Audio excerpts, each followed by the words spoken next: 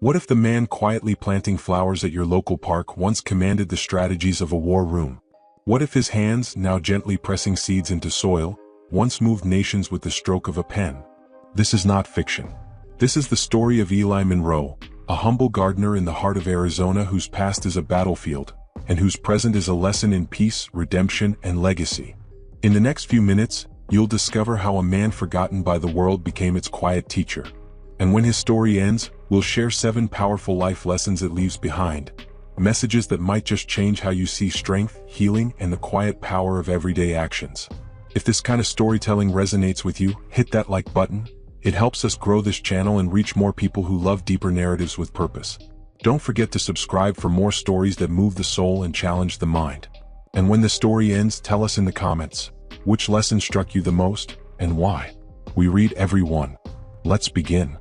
The first light of morning in the small Arizona city spilled gently over the rooftops, casting long amber shadows across the quiet streets. On the eastern edge of the city park, a patch of earth awaited the arrival of a man whose presence had become as dependable as the dawn. Before most shops opened, before joggers hit the trails and mothers pushed strollers into the early air, he was already kneeling in the soil. His name was Eli Monroe. He was tall but slightly stooped with age. His skin bore the rich hue of desert bark, and his hands looked more like sculpted root than flesh, calloused and creased with the wisdom of years spent close to the ground.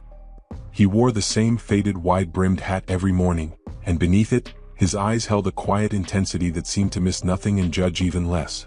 Eli never arrived in a hurry.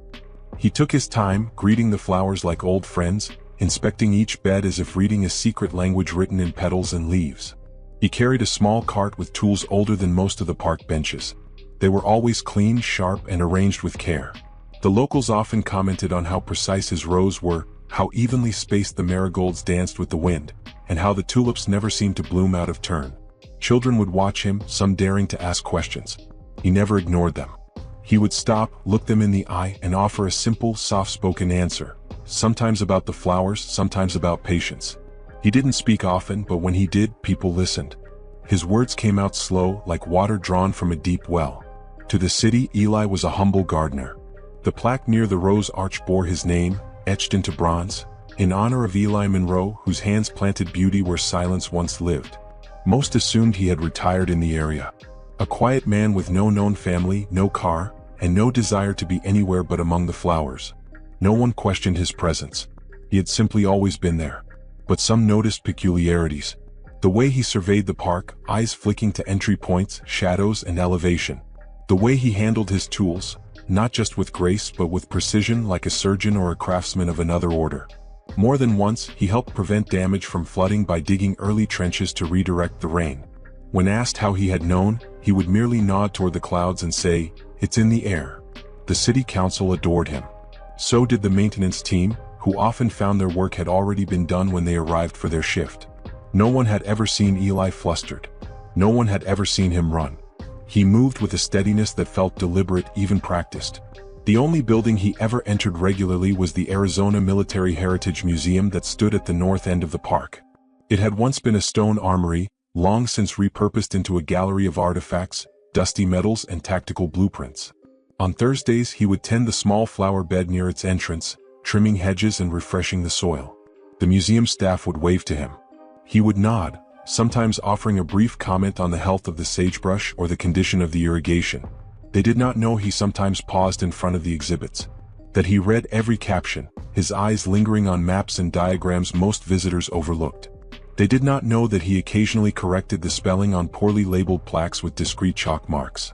And they certainly did not know that, late at night after the museum had closed, Eli would stand near the eastern window and look silently at the central display of war strategies. To those who passed him by in the park, he was simply Eli, the man with the garden hands. A soft-spoken fixture of their quiet city life. What they could not see, and perhaps never would have guessed, was that the roots he tended in the earth were only half the story. The rest of him remained buried, deep beneath years of silence and forgotten history. But something was coming. Something that would draw the hidden past back into the light. And the soil would remember. The Arizona sun grew bolder as the season leaned toward late spring. The city park transformed each week under Eli Monroe's quiet stewardship, its flower beds bursting into vivid life, rows of poppies, sunflowers nodding to the breeze, and azaleas that bloomed like whispers along the walking trails. Residents often stopped just to breathe in the colors. Tourists snapped photos, most unaware of the man behind the blooms. Yet amidst the color, a sense of stillness always clung to Eli. He moved as if time passed differently for him, unhurried and unaffected. He never used a phone, never wore a watch.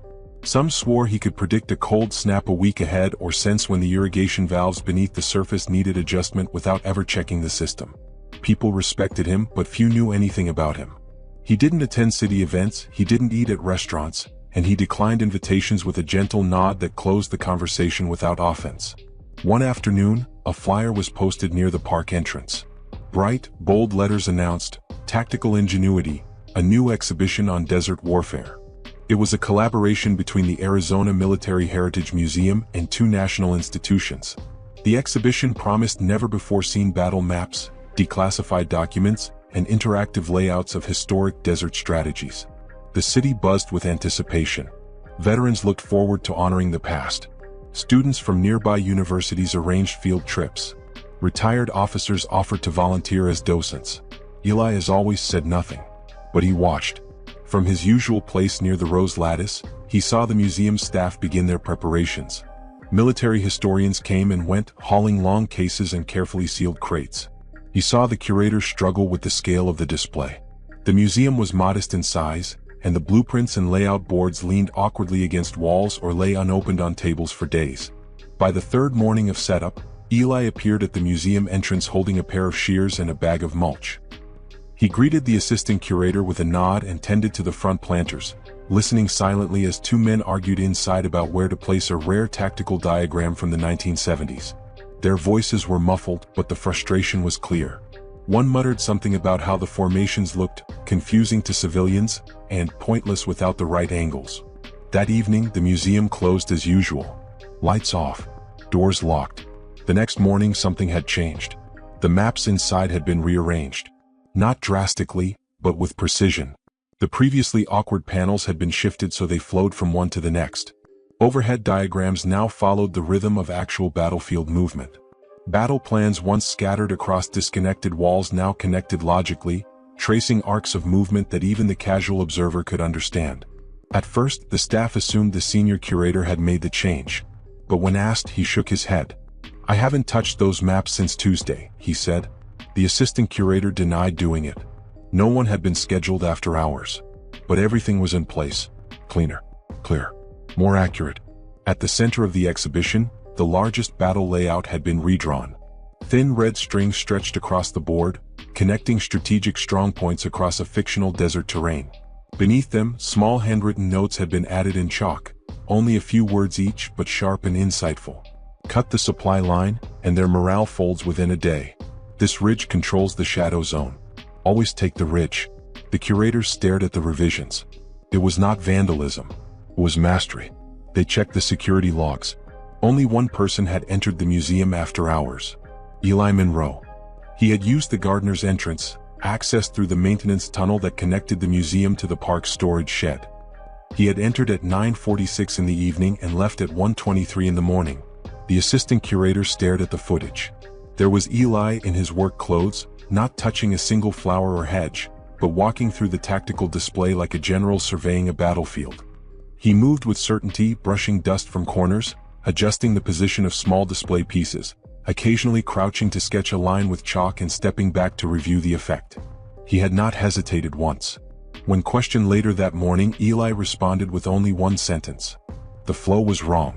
He did not elaborate. He returned to the park and resumed pruning the iris beds near the pond. By sunset, the staff at the museum no longer doubted that they were standing in the middle of a mystery. Who was Eli Monroe really? How did he know the names of operations that were barely public knowledge? And why, in this small park in Arizona, was a man who looked like a gardener behaving like someone who had once commanded the movements of thousands? The answers lay hidden in the roots of a past none of them had dared to dig up. Not yet. The museum grew quiet after closing, but within its walls the air felt charged. The curators spoke in hushed voices, walking the exhibit with furrowed brows and uncertain steps. The changes Eli had made were too precise, too layered in tactical knowledge to be guessed at or improvised. The red string lines were not decorative. They reflected real-world troop movements, some of which were still under military classification in various corners of the world. Among the revised layouts was a display about Operation Seared Edge, a desert conflict that had puzzled analysts for years. No one had ever fully explained the retreat of a northern brigade in the third phase of the operation. Eli's chalk notes offered a simple reason. He had marked an overlooked salt flat, labeled unstable surface 5 tons max. It was a piece of the puzzle that had eluded war colleges for a decade. The assistant curator, a former military historian named Daniel Rivas, couldn't shake the image of Eli standing alone in the darkened museum, walking those maps as if retracing old steps. He decided to investigate further. The city's public records had nothing beyond Eli Monroe's local registration, dating back 21 years. No birth certificate in the county. No military service listed. No family on file. He paid taxes quietly and on time, but had never used a bank loan or applied for utilities in his own name. Everything he owned could fit in a shed behind the park's greenhouse. Frustrated and more intrigued than ever, Daniel reached out to a retired colonel he had once interviewed for a documentary. He described the situation without naming Eli. "There's someone here," Daniel said, "who sees strategies like architecture. Not just a hobbyist, a savant." He corrected battle plans from the Gulf era without even touching the documents. There was a long silence on the line. Then the colonel said, "Are you saying he knew things he shouldn't?" "No. I'm saying he knew them like he wrote them." The colonel requested a description. When Daniel hesitated, unsure of the ethics, the colonel gave a name, Elijah R. Monroe. A moment passed. He disappeared after the second Gulf campaign. They said he walked away from a rank promotion, refused a general's commission, vanished. No one could find him. What was his role? "He wasn't a soldier," the colonel replied. "He was the man who drew the paths. The one who could tell you where the sand would give and where the wind would carry your orders. We called him the ghost cartographer. He built war like a gardener plots rows." Daniel sat back in his chair, stunned. The colonel continued. "They say he stopped because he couldn't forget. He didn't see lines on a map. He saw consequences, names, families, what came after the victory. That kind of seeing can weigh a man down. It doesn't let you sleep." The next morning, Daniel walked to the park. He found Eli near the edge of the pond, arranging lilies beside a row of polished stones. The birds were chirping. The sprinklers had just finished. The air smelled of wet soil and chamomile. Daniel approached quietly. "Mr. Monroe," he said. Eli didn't look up. "That's not a name I use anymore." Daniel nodded, stepping slowly closer. "Why the museum?" The old man stood and looked out at the water. "Because they were getting it wrong. And if they get it wrong, they teach it wrong. And then the mistakes start all over again." Daniel looked down at the planting rows. They were perfectly aligned, each one following a slight arc that mirrored the shape of the pond's edge. Efficient, beautiful, and strategic. "You were one of them," Daniel said. "The architects." Eli met his gaze for the first time. "I was. Once. Why leave?" Eli picked up his trowel, brushed the dirt off the handle, and said, "I got tired of drawing plans that made people disappear. I wanted to start planting things that stayed." There was no anger in his voice, only exhaustion and clarity. The two men stood in silence. Around them, the park moved forward with the rhythm of life. Joggers passed, a mother lifted her child onto a swing, and the wind stirred the tops of the sycamores. "I won't say anything," Daniel said quietly. "I know," Eli replied. Later that week, the museum quietly recredited several annotations in the exhibit to an anonymous veteran strategist. The red string display was left intact. The chalk notes were sealed behind a protective glass cover. People came from out of town to view it. But in the park, Eli continued his routine without change. Still planting. Still pruning. Still watching. He never returned to the museum. But the museum never quite stopped feeling his presence. Spring had given way to summer. The days lengthened and the sun bore down harder, but still Eli Monroe tended the earth with the quiet rhythm of someone who had nothing left to prove and everything left to protect. The city, unknowingly, moved in sync with his hands. The park had never looked better. No one could explain it fully, but since the exhibition launched, the museum had seen record attendance. Visitors lingered longer in the war room, often walking the red strings with reverent silence. Soldiers came to see the strategies and stayed to walk the flower paths just outside. They paused beside rows of blooming petunias, their faces marked with memory and awe. Only a handful knew the connection. Daniel Rivas, now one of the museum's lead historians, never mentioned Eli by name in interviews or write-ups. But when reporters asked how the maps had been arranged with such precision, he would smile faintly and say, "We had help from someone who knows how to plant victories and regrets with equal care." But not everyone was content with the mystery. A retired colonel from Phoenix, having heard whispers through old networks, drove down unannounced and walked through the park until he spotted Eli beside the West Fountain. The colonel was short, square-shouldered, and walked with a limp earned in a campaign long past. His face bore the determined weight of someone who had made decisions too heavy for memory. He approached Eli with no hesitation. "Monroe," he said, voice sharp. Eli stood, brushing dirt from his palms. "Colonel Wright," he replied calmly. "You've been hiding." "No," Eli said. "Just changing my purpose." Wright's face tightened. "You could have been a general." Eli looked down at the begonias and nodded once. "I could have been a lot of things. But I didn't want to wear medals built on guesswork anymore." Wright took a long breath, his gaze shifting to the orderly beds of flowers. "You were the best strategist I ever met. Hell, you saved my entire eastern flank in '94 with nothing but a pencil and a weather report. And I still lost 32 men because I forgot to account for the draw in the southern ridge," Eli replied. His voice was level. "I never forgot their names." The colonel said nothing for a long while. Around them, bees worked the flower beds, moving from bloom to bloom with purpose and peace. "They want you in D.C., Wright said at last. "They're putting together a panel. Education, tactics and doctrine. They want your brain." Eli turned away and picked up his watering can. "They've had my brain. What they need is someone who remembers what comes after the tactics." "You think this makes a difference?" the colonel challenged, gesturing to the garden. "Petals instead of positions?" Eli walked to the nearest row and watered a line of budding zinnias. "Yes," he said. "This stays. Feeds joy. It teaches patience. There's strategy in this too. But no one has to die to see it bloom." The colonel's shoulders sank slightly. "They talk about you like a ghost," he said. "Some think you never existed." Eli didn't look up. "Good. Let them wonder. Let them stop chasing war like it's a puzzle to be solved." The colonel nodded, more out of respect than agreement, and left without another word. That evening, the park stayed open later than usual. Children ran through the sprinklers, their laughter echoing under the low gold light of dusk. A group of veterans sat beneath the sycamores, watching the sky soften. They spoke in low voices. One of them mentioned the museum, another pointed to the distant figure of Eli as he trimmed the border hedges. "He walks like someone who's measured more than distance," one of them said quietly. Eli, unaware of the gaze or perhaps choosing to ignore it, moved along the edge of the path.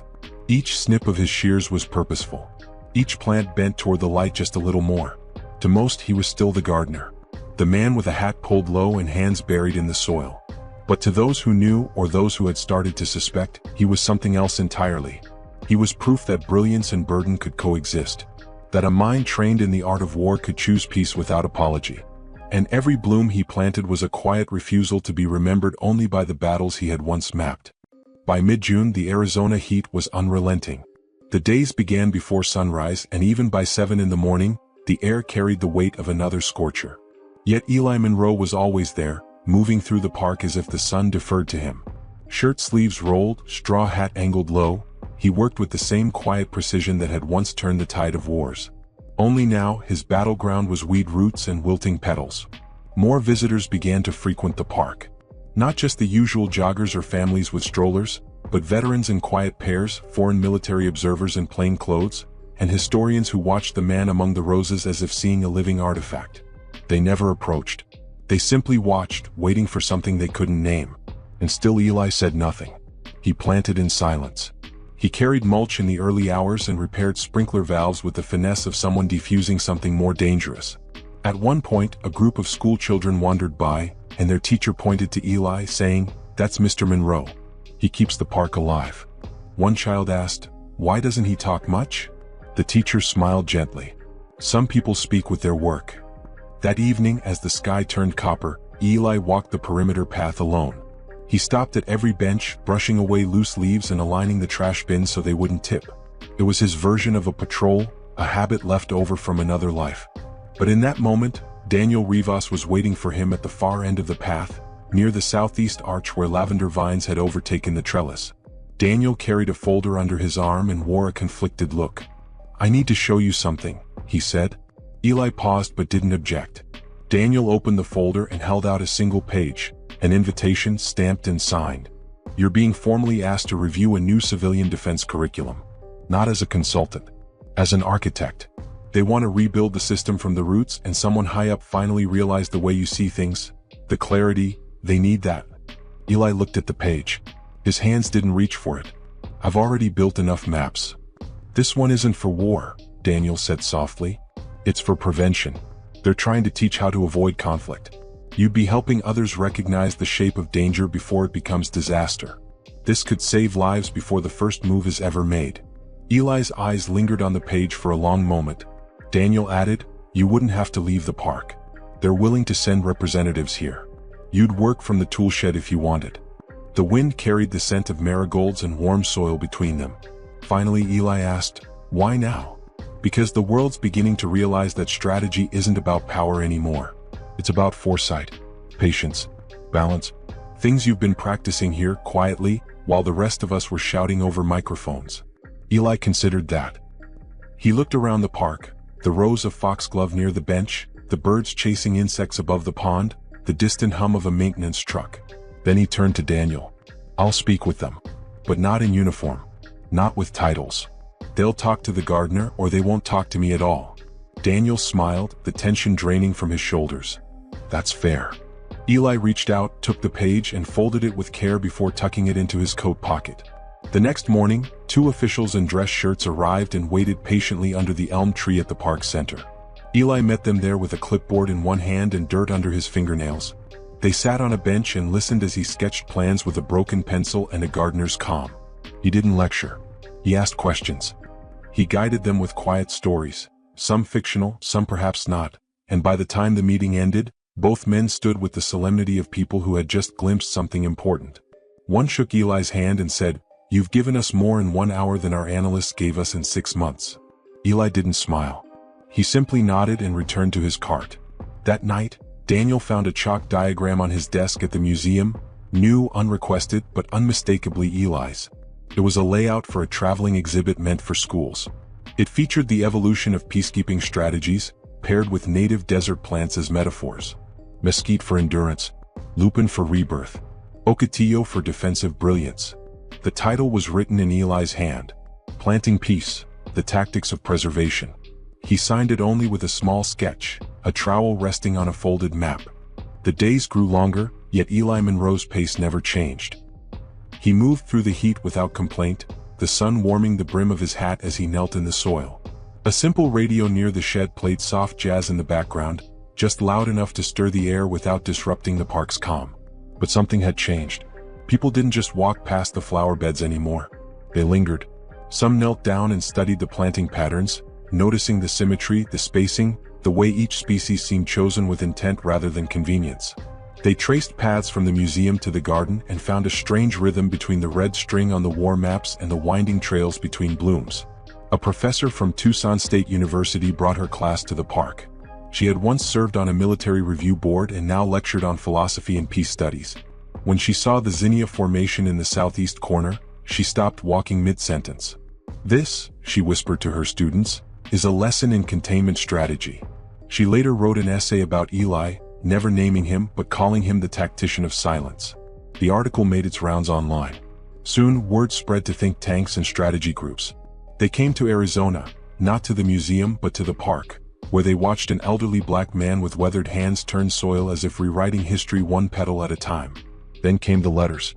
One from a father in New Mexico whose son had returned from deployment struggling with guilt and confusion. He wrote of how his son sat for hours on the park bench nearest the lilies, saying nothing but returning each week. "Your gardens," the letter said, "are more therapeutic than the programs we paid thousands for." Another came from a woman in Flagstaff who had lost her brother in a border conflict years before. She wrote of how seeing the exhibit, then walking the garden paths, gave her a strange peace she hadn't felt since the funeral. Eli read each letter once, folded them neatly, and placed them in a weathered wooden box he kept under his toolshed work table. He said nothing of them to anyone. But the next week he planted a new section of the park's southern strip. He laid out the design in tight, circular rows with purple Statice and Dusty Miller. The formation echoed a shelter tactic he had once designed for civilian retreats. Only this time, it protected not bodies but memory.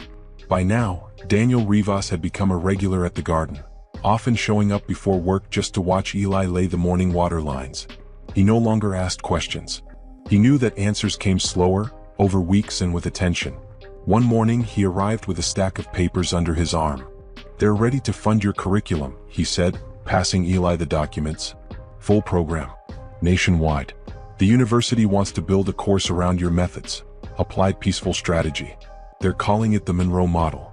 Eli studied the cover sheet. Then he looked up, expression unreadable. "I didn't make this for schools." Daniel hesitated. "You made it for the future." Eli didn't reply immediately. He looked over the rows of marigolds he had planted just the day before. Their heads were small but bright, straining upward in the early light. He finally spoke. "If they teach it right, then maybe the next generation will build gardens before they build walls." Daniel nodded. "They want you to write the foreword." "I've said enough." "They'll want a quote." Eli smirked, a rare flicker of dry humor in his voice. "Let them use the flowers. They'll say more than I ever could." That same week, the museum requested a second exhibit to accompany the first. This time they wanted to focus on post-conflict healing, built around the physical paths of the park and the lives it had touched. It would not be presented with maps or red string. It would be constructed in curved wooden frames, with live desert flora set among hand-carved stones etched with short phrases.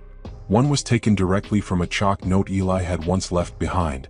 "The strongest strategy is the one that needs no victory." The museum credited it anonymously. They never had to name him. He had already been found. The Arizona sun began its slow descent as summer drew to a close. Evenings came with cooler winds and the park turned golden under the dusk.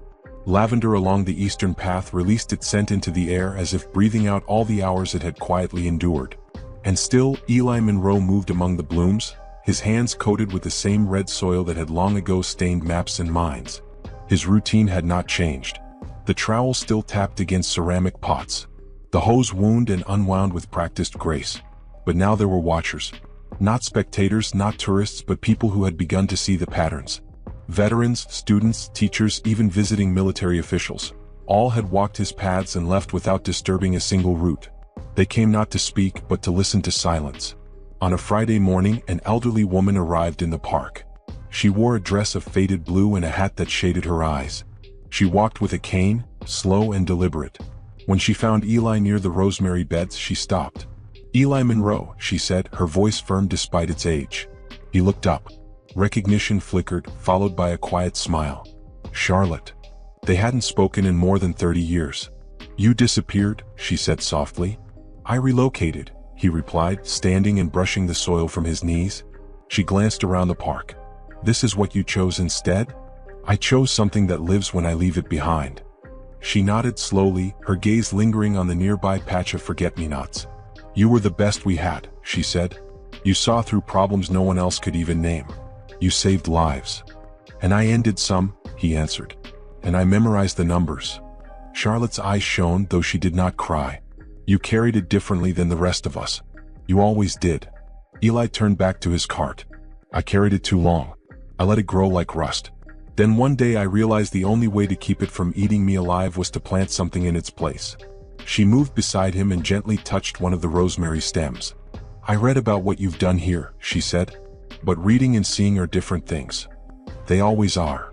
Charlotte pulled a folded envelope from her bag and handed it to him. "The Department of Civil Restoration wants to name the southern section of the park after you. A formal dedication. Media, press, even international representation. They want to recognize the man who turned war into soil." Eli didn't reach for the envelope. He looked at it, then looked beyond it, to the rows of lilies just beginning to tilt toward the sun. "If they need a name, tell them to call it Memory Garden.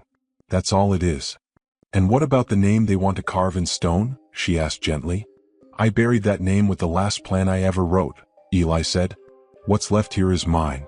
Charlotte exhaled, then tucked the envelope back into her bag. She turned to leave but paused after a few steps. "You're not forgotten, Eli. Even the earth remembers." He watched her go, her footsteps slow but steady. Then he turned back to his work. That evening, as the sun lowered itself behind the distant ridges, a group of volunteers joined Eli by the north bed. They came weekly now, people of all ages and backgrounds. They followed his lead in silence, planting, watering, adjusting. He rarely gave verbal instructions. A look, a nod, the direction of his hands, these were enough. The final plot of the season was a circular bed surrounded by stone benches. In the center, Eli planted white daisies one by one. Around the daisies, they placed rosemary for remembrance and sage for wisdom. As they worked, a quiet reverence settled among them, like the calm before a snowfall. When the last flower was in the ground, Eli stood. The others followed. No speech was given. No picture was taken. They simply stood there for a time, breathing in the scent of the herbs and the cooling soil. Later that week, a local artist carved a stone marker for the new circle bed. Read, "This place was once a battlefield. Now it is a memory garden." He taught us the difference. It did not name him. But no one needed the name anymore. They saw it in the lines of the flower beds, in the way the paths curved with intention, in the silence between footsteps. They felt it in the weight of their own choices, in the patience of growth, in the understanding that strategy could be a tool for nurture, not just survival. Eli Monroe remained a gardener, always with soil under his nails and purpose in his step. But those who had once studied the art of war now came to learn from him not how to win, but how to mend. Not how to conquer, but how to care. In Arizona's quiet heart, where red dirt met root and bloom, the earth remembered his name. And this time it remembered it with peace. The end. Here are 7 moral lessons drawn from this story. 1. True strength lies in quiet purpose. Eli Monroe never raised his voice. He didn't seek titles, applause, or medals. He didn't assert dominance over a room, nor remind anyone of his past achievements. He found strength in discipline, silence, and humility. This is a powerful message in a world often dominated by loudness and attention-seeking. Eli teaches that real power doesn't need to announce itself. While many chase influence through spectacle or competition, Eli reminds us that those who act with steady, consistent intention, without expecting recognition, often wield the most enduring impact. The world may overlook quiet labor, but over time, it's the gardeners, caretakers, and healers who rebuild what warriors break. Strength is not always in what we conquer, but in what we preserve. It's in the calm after the storm, the steady hand when others panic, the soft word in a loud room. Eli's gardening was not a hobby. It was strategy in a gentler form. And through that quiet purpose, he reshaped a park, a community, and the memories of those who walked beside him. He reminds us to never underestimate the power of quiet conviction. 2. Healing requires intention, not just time. Many people say, time heals all wounds. But this story shows us that healing, true deep healing, requires more than the passage of days. Eli did not simply wait for peace to find him. He cultivated it with every seed he planted. He used his hands, his knowledge, and his effort to create beauty where there had once been conflict in his mind. This isn't just about war veterans. It speaks to all of us who carry emotional burdens, trauma, loss, regret, or mistakes. Time alone doesn't erase pain. Healing is a choice, often repeated daily. It's the decision to grow something better out of what hurt us. It's the active work of transforming scars into stories, ashes into soil, bitterness into understanding. Eli did not forget the past, but instead of letting it rot inside him, he turned it into a garden. He reminds us that if we want to heal, we must plant new things with purpose and tend to them patiently. Pain may be involuntary, but peace is cultivated. 3. The most valuable knowledge often goes unseen. When the museum staff saw Eli quietly rearranging strategy exhibits, they were confused. How could a gardener see what military scholars missed? But that's the lesson. Wisdom doesn't always come with degrees, titles, or uniforms. Real knowledge often exists in the margins. It's carried by people who've lived, endured, and reflected, not just those who've spoken the most or stood on the biggest stages. Eli's brilliance didn't fade with age. It simply took a new shape. His planning mind was still sharp, but he had learned that strategy didn't have to serve conflict. It could serve peace, healing, and community. In our own lives, we often overlook quiet wisdom, whether in our elders, neighbors, or even ourselves. This story urges us to look past appearances. The retired woman sweeping her porch might have been a pioneer. The man fixing bikes might be a poet in disguise. Eli reminds us not to assume someone's current role is the limit of their story. And more importantly, it teaches us to carry our own knowledge humbly, knowing it's not the spotlight that makes it real. For legacy is not in name but in impact. Eli refused to have his name carved in stone. He didn't want the garden dedicated to him. And yet, every petal, every bench, every curved pathway whispered his presence. His legacy was not a monument. It was a feeling, an effect. A shift in how people moved through the space, how they thought about strategy, how they connected healing to landscape.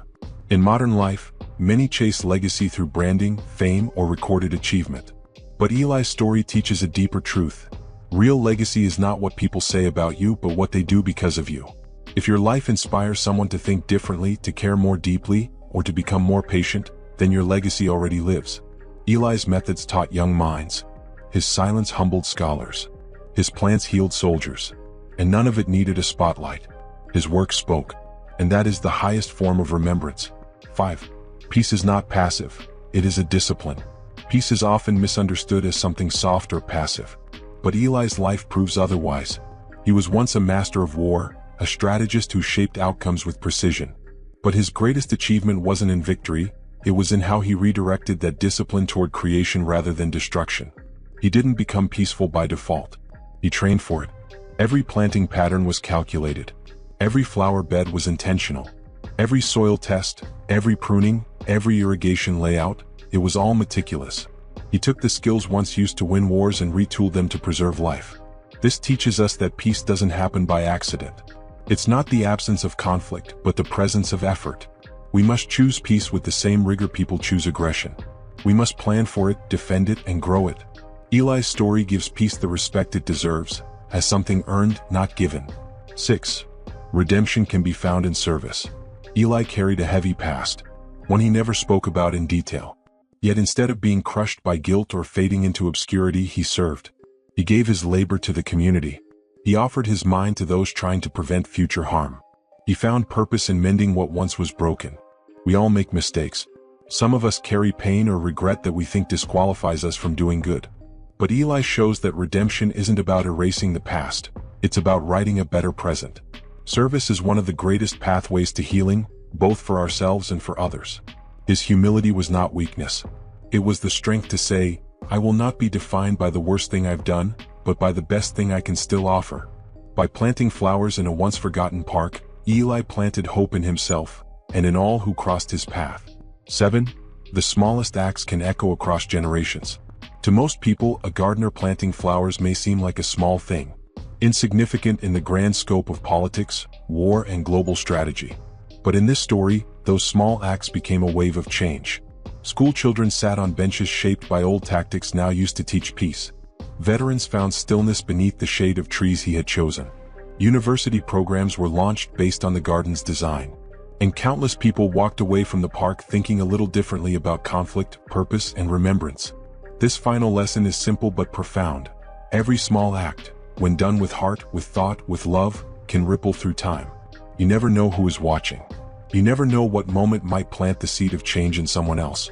Eli did not plan to shape a generation. He simply showed up every morning and did his work with care. And from that, a legacy of peace was born. Disclaimer: the story you are about to watch is entirely fictional. While inspired by real-life themes of redemption, peace, and personal growth, the characters, events, and narrative are created for the purpose of storytelling. This video is intended to provide moral lessons, motivation, and inspiration, aiming to encourage reflection and personal development. Any resemblance to actual persons, living or dead, is purely coincidental. Thank you for joining us on this journey through the life and lessons of Eli Monroe. We hope his story has inspired you to look at the quiet moments in life and find the strength, peace, and purpose that often lie beneath the surface. If you enjoyed this video, don't forget to hit that like button, subscribe to our channel, and ring the bell so you never miss a new story. We have more tales waiting to inspire, motivate, and share valuable lessons with you. Feel free to explore our other videos, where we dive into even more stories filled with meaning and purpose. And if you feel moved by what you heard today, leave a comment below. We'd love to know which part of Eli's story resonated with you the most. Until next time, keep growing, keep learning, and keep being inspired.